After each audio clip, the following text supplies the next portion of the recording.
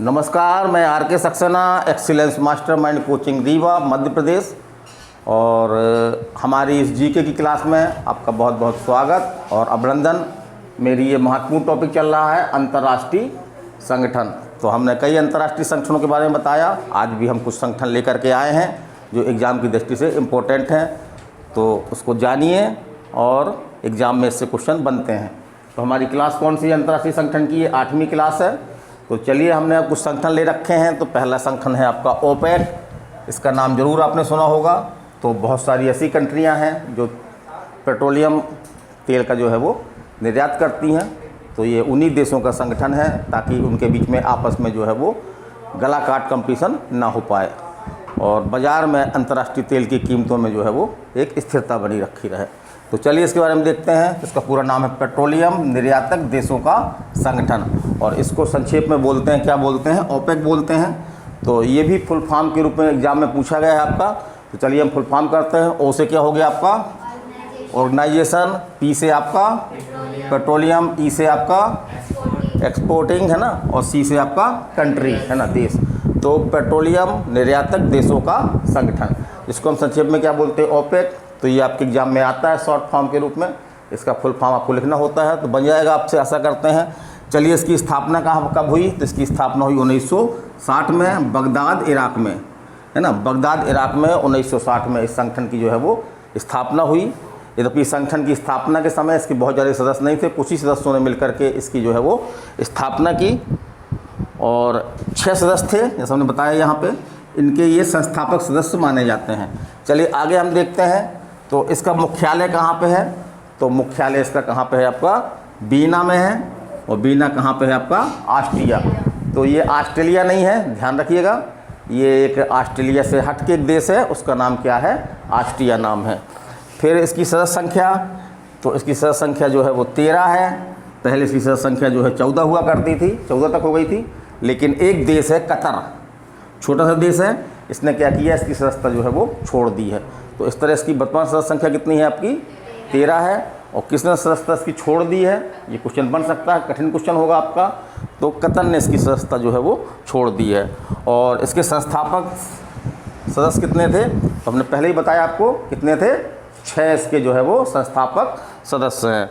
फिर चलिए महासचिव। तो वर्तमान में जो हमने सर्च किया है, तो वर्तमान में इसके महासचिव जो है आज की तारीख में कौन है आपके? अलगेज हैं इसके। तो ये आपके महासचिव बदलते रहते हैं, तो आप भी सुविधा के अनुसार अपने आप को अपडेट करते रहिएगा।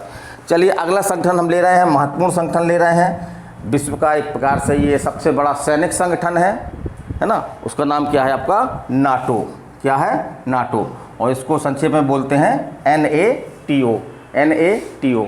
तो NATO का फुल फॉर्म हमको मालूम होना चाहिए क्योंकि एग्जाम में आता है ये। तो इसको हिंदी में क्या बोलते? पहले देख लें, पहले हम हिंदी में तैयार कर लें, तो हिंदी से हम इंग्लिश करते जाएंगे तो हमको आराम से बन जाएगा। जैसे उत्तर अटलांटिक संधि संगठन। तो अब हम देखते हैं, तो उत्तर को क्या बोलते हैं? नॉर्थ बोलते हैं। तो N से क्या हो गया आपका? नॉर्थ हो गया। A से क्या हो गया आपका? अटलांटिक हो गया। और T से आपका क्या हो गया? TT माने होता है संधि। और O से आपका हो गया ऑर्गेनाइजेशन। तो चलिए जल्दी बोलते हैं। North Atlantic TT organization. North Atlantic TT organisation.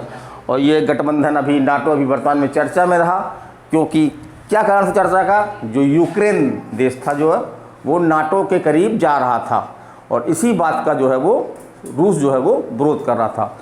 परिणाम स्वरूप रूस ने क्या किया? यूक्रेन पर आक्रमण कर दिया। युद्ध अभी चल रहा है, और बीच में तो काफ़ी तेज़ी चल रहा था, लेकिन छुटपुट ढंग से अभी भी जो है वो युद्ध संघर्ष जारी है।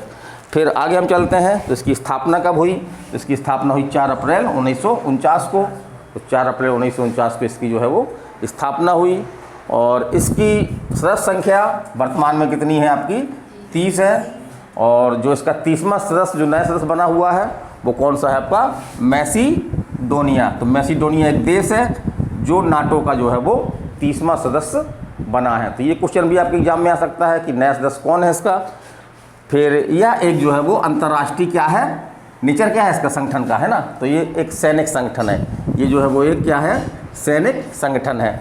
और वर्तमान में इसके महासचिव कौन है? तो वर्तमान में इसके महासचिव हैं स्टोल्टेनबर्ग। स्टोल्टेनबर्ग इसके वर्तमान में जो है वो महासचिव हैं। चलिए अगला संगठन बहुत महत्वपूर्ण संगठन है, काफ़ी सुना है नाम, तो चलिए हम जानकारी ले लें। इंटरपोल, तो इसको एक सिंपल नाम दे दिया गया है। सिंपल नाम क्या दे दिया गया है? International police. इंटरनेशनल पुलिस, जैसे हमारी पुलिस होती है, भारत की पुलिस, पाकिस्तान की पुलिस, तो ये कई देशों में काम करती है, माने इंटरनेशनल लेवल की है। और पुलिस, तो इंटरनेशनल पुलिस इसको जो है संक्षेप में नाम दे दिया गया है। जबकि यदि इसका हम फुल फॉर्म निकालें तो इसका फुल फॉर्म है international criminal police organization. International criminal police organization, ये इसका पूरा बड़ा नाम है और पुराना संगठन है। अभी तक जो हमने पढ़ी सबसे पुराना संगठन आपका यही मिल रहा है। 1923 में इसकी जो है वो स्थापना की गई थी, उसको याद रखिएगा। सबसे पुराना मिला आपको, अपने संगठन पढ़े बहुत सारे। सबसे पुराना संगठन आपका जो है वो यही इंटरपोल है। कब स्थापना हुई थी? 1923 में। और इसका मुख्यालय कहाँ पे है? तो मुख्यालय पूछा गया एग्जाम में, तो मुख्यालय कहाँ पे है? लायोन। लायोन है ना, लायोन, ये फ्रांस में है। लेकिन इसका पहले मुख्यालय कहाँ हुआ करता था? तो पेरिस में हुआ करता था। तो इसको भी ध्यान रखिए कि कभी कोई पूछ सकता है कि अब वर्तमान मुख्यालय ये है, पहले इसका मुख्यालय कहाँ हुआ करता था? तो कहाँ होता था आपका? पेरिस। पेरिस कहाँ पे आपका? फ्रांस में है। और लियोन भी आपका जो है वो फ्रांस में ही है। तो इसका नगर बदल दिया गया, पेरिस के स्थान पे क्या कर दिया गया? लियोन कर दिया गया। फिर चलिए अगला देखते हैं। तो इसके उद्देश्य क्या है? तो इसके उद्देश्य हैं समस्त देशों को पुलिसी सहायता देना। समस्त देशों को, जो सदस्य देश हैं, उनको एक प्रकार से ये पुलिसी सहायता देता है। और अंतर्राष्ट्रीय स्तर पर अपराधों को रोकने में भी इसकी जो है वो महत्वपूर्ण भूमिका है ना। जैसे कोई हमारे देश से कोई अपराधी भाग गया, अमेरिका भाग गया, अब भारत वाले पुलिस वाले जाके अमेरिका में क्या करेंगे? अमेरिका के बारे में जानकारी नहीं है कुछ उनको, ना वहाँ की भाषा समझते हैं ज़्यादा, तो वो इंटरपोल से कहेंगे, है ना। तो इंटरपोल जो है वो उनकी वहाँ पे उस अपराधी को पकड़ने में क्या करेगा? इनकी हेल्प करेगा। चलिए अगला देखते हैं। वर्तमान में इसकी सदस्य संख्या कितनी है? तो वर्तमान में सदस्य संख्या इसकी जो है वो 195 है। तो ऐसा कहा जाता है कि ऐसा कौन सा संगठन है जिसमें लगभग दुनिया के सभी देश सम्मिलित हैं? तो इसमें दुनिया के लगभग जो है वो सभी जो महत्वपूर्ण देश हैं, सभी इस देश के जो है वो मेंबर हैं। और वर्तमान सदस्य संख्या 195 हो गई। और एक जो करंट बन रहा है इससे कि 2022 में जो है इसका महाकॉन्फ्रेंस है ना, कहाँ पे हो रही है? भारत में हो रही है, हो गई होगी, है ना, हो रही है या हो गई होगी, इसको देखना पड़ेगा। फिर चलिए इंटरपोल के वर्तमान महासचिव कौन है? इंटरपोल के वर्तमान महासचिव कौन है? अहमद नसीर। अहमद नसीर, तो बहुत लंबा चौड़ा नाम है। तो कहीं कहीं पर लंबे नाम होते हैं, तो हम क्या करें? उसको सुविधा के अनुसार जो है उस नाम को हम छोटा कर लें। तो छोटा नाम एग्जाम में हमको दिखेगा, एग्जाम में बड़ा नाम भी दिखेगा, लेकिन छोटे नाम से अपन समझ जाएंगे कि ये वाला इसका विकल्प सही है। चलिए अगला देखते हैं। अगला कौन सा संगठन है आपका? G15 है ना, ग्रुप 15। तो ये भी एक महत्वपूर्ण संगठन है। ज़्यादातर इसमें विकासशील देश शामिल हैं, है ना, जो कहीं ना कहीं गुटनिरपेक्ष आंदोलन से जो है वो जुड़े रहे हैं। तो इसकी स्थापना कब हुई? इसकी स्थापना हुई 1989 में। और जो नेम है माने कि non alliance movement, non alliance movement का जो बेलग्रेड सम्मेलन था, उसी समय इसकी जो है वो 1989 में इसकी स्थापना हुई। किसकी? G15 की। और इसका पहला शिखर सम्मेलन कहाँ हुआ? तो पहला शिखर सम्मेलन 1990 में कहाँ पे हुआ आपका? मलेशिया में हुआ। और भारत जो है इसका सदस्य कब बना? तो 2021 में भारत जो है इसका सदस्य बना, ऐसा लिखा गया है कई जगह पे। और 2022 में इसका शिखर सम्मेलन कहाँ पे हुआ है? तो कहाँ पे हुआ आपका? इंडोनेशिया में हुआ है। और वर्तमान सदस्य संख्या के बारे में डाउट मिलता है, तो जो मैंने इसमें ढूंढा है तो लगभग 17 इसके सदस्य हैं। इसको आप एक बार आप भी अपने हिसाब से इसको देख लीजिएगा। तो आज की हमारी ये GK GS की क्लास थी। वर्तमान में कई एग्ज़ाम हैं आपके, जिनमें GK आता है एक महत्वपूर्ण पार्ट के रूप में। तो आप इसको देखें, और यदि आपको अच्छा लगता है तो इसको लाइक करें, शेयर करें। और हमारी ये ऑफलाइन क्लास है, यदि आप हमसे डायरेक्ट ऑफलाइन बैठ करके पढ़ना चाहते हैं तो हमारी क्लास में आप आ सकते हैं। मोबाइल नंबर हमारे इस पे चैनल में आपको मिल जाएगा, तो उससे आप हमसे संपर्क कर सकते हैं। चलिए अगली क्लास में मिलेंगे फिर। नमस्कार, धन्यवाद।